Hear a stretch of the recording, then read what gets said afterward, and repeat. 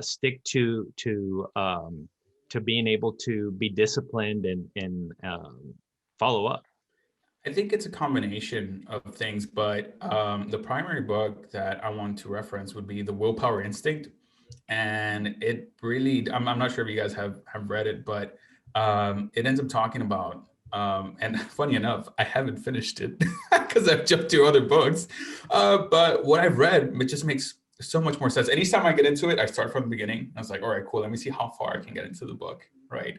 I think what we're going to do for you, though, in the comments of this podcast, Mhm. we're going to ask our listeners or our watchers and give your suggestions to Victor because he's still on the journey. But that's good. So the willpower instinct, and we'll put that, in the comments below. But thank you. Definitely. No, What and has worked right now, though? What is something that's helped you? Do you make lists, or do you have someone else hold you accountable?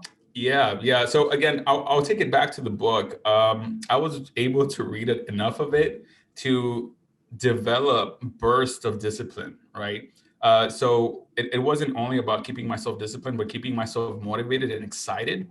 I found that was really a big drive for me. It's like, all right, cool. This is where the goal is at, and this is what's at that goal, right? You're gonna be successful. It's gonna be awesome. Your family's gonna be great. Your family's not going to need anything, and that really drives me. I came from a very financially challenged family, right, growing up. That's a very fancy word for poor.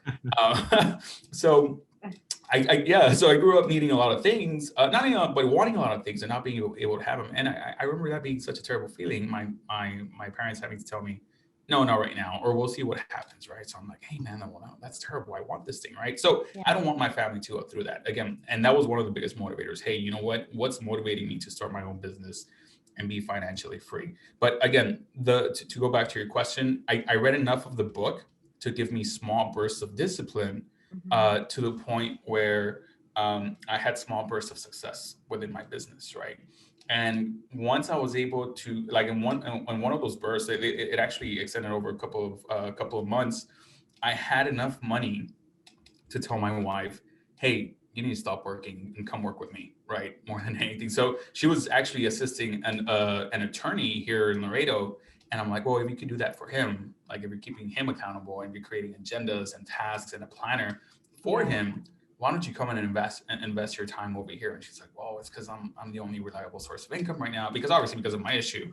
And I wasn't blind to that, but I told her, hey, you know what? If you're on my butt about just working and just redirecting my energy the way it's supposed to go, I mean, she was just a gigantic help. As soon as she came on board, it went from me being disciplined 30% of the time to about 80 or 90%. I mean, it was just incredible the kind of change we saw within the business as soon as she joined. And she just keeps me accountable, right? All the time. At some point, I'm like, hey, you know what? Like, maybe I should take a little break. She's like, nope, start making phone calls or follow up with this person, or we still have these things to do. Relax at night. I was like, okay, perfect, cool. So I now have an external voice, because with the book, I was able to develop an internal voice to tell me, hey, keep going. But now when that fails, I have this external support system telling me, hey, you know what? Go ahead and get back to it.